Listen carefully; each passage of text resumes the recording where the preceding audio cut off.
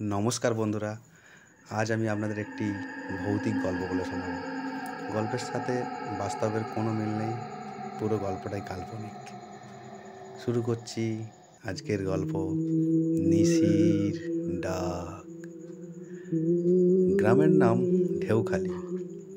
চারিদিকে ঘন জঙ্গল আর মাঝখানে ছড়ানো ছিটানো কাঁচা বাড়িঘর। সন্ধ্যা নামলেই গ্রামে ভয় ঢুকে যেত। মানুষের মুখে মুখে একটাই কথা, এই গ্রামে নিশির ডাক আছে।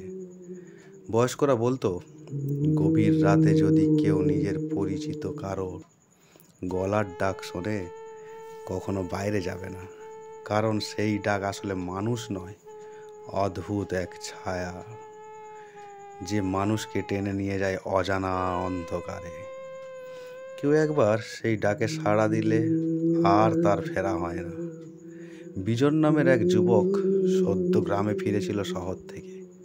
পড়াশোনা শেষ করে এখন চাকরির খোঁজে ব্যস্ত, কিন্তু গ্রামের এই অদ্ভুত গল্পগুলোকে সে একেবারেই বিশ্বাস করত না।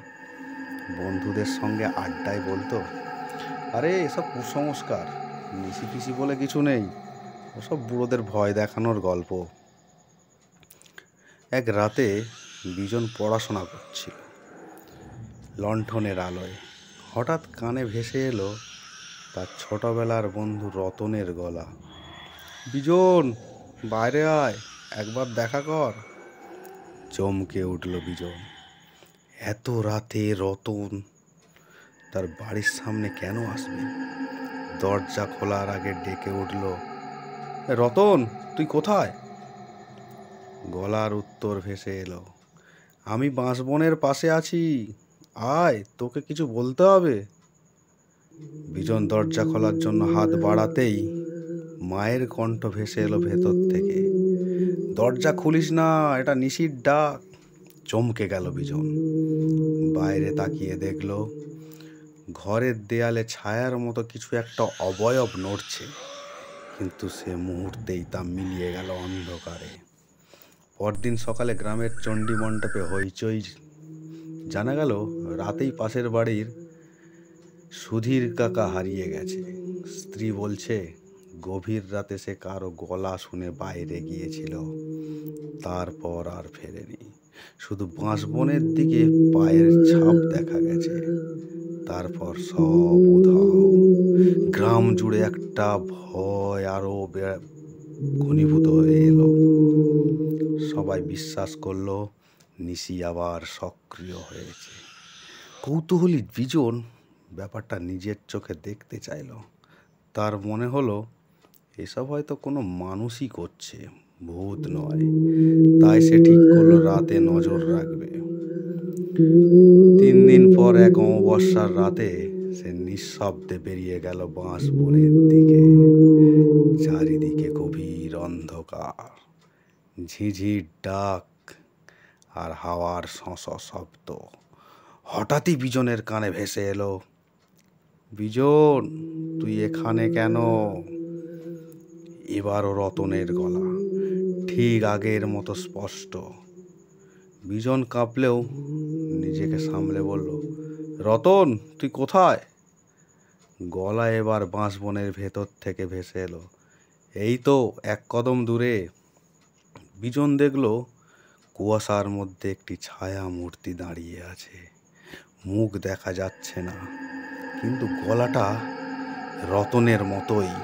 হঠাৎ সেই ছায়া ধীরে ধীরে ভেসে আসতে লাগলো তার দিকে।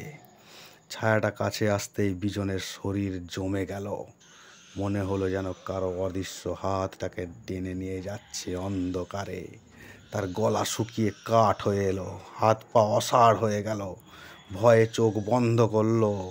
ঠিক তখনই দূরে শঙ্খধ্বনি আর ঢাকের শব্দ শোনা গেল। গ্রামের মন্দিরে কেউ পুজো দিচ্ছিল। সঙ্গে সঙ্গে সেই ছায়া কেঁপে উঠল আর মুহূর্তেই মিলিয়ে গেল বাতাসে। বিজন হাঁপাতে হাঁপাতে মাটিতে বসে পড়ল।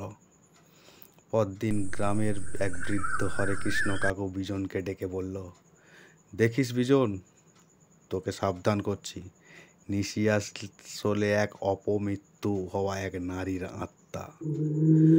বহু বছর আগে এক বাঁশ বনের কাছে এক নববধূ আত্মহত্যা করেছিল। তখন থেকেই এই আত্মা ডাক দেয় আপনজনের গলায়। যে সাড়া দেয় সে আর বাঁচে না।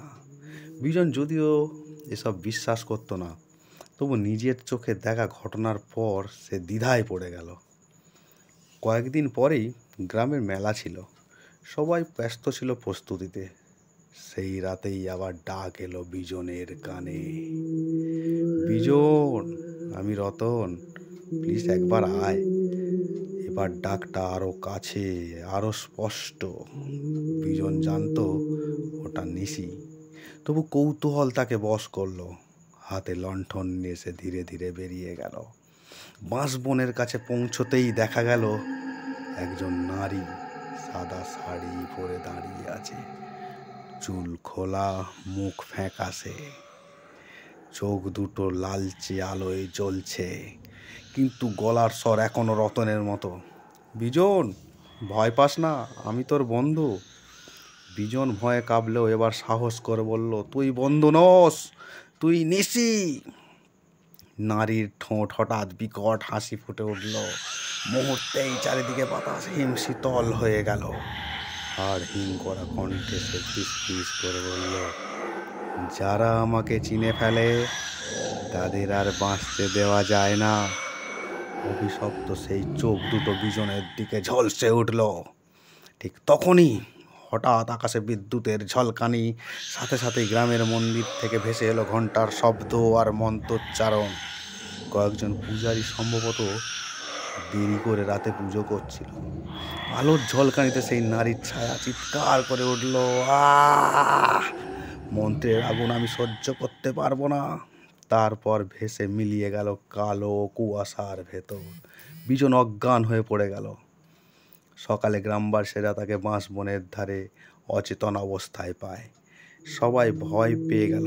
অনেকেই বলল বিজন আর বাঁচবে না, কিন্তু আশ্চর্যের ব্যাপার, বিজন ধীরে ধীরে সুস্থ হয়ে উঠল। তবে তার চোখে সেই ঘটনার ভয়ঙ্কর ছাপ আজও রয়ে গেছে। কেউ যখন গভীর রাতে তার নাম ধরে ডাকে সে কেঁপে ওঠে, কারণ সে জানে নিশির ডাক কখনো আসল মানুষের নয়। নমস্কার বন্ধুরা, গল্পটি ভালো লাগলে অবশ্যই চ্যানেলটিকে সাবস্ক্রাইব করবেন এবং পাশে থাকবেন।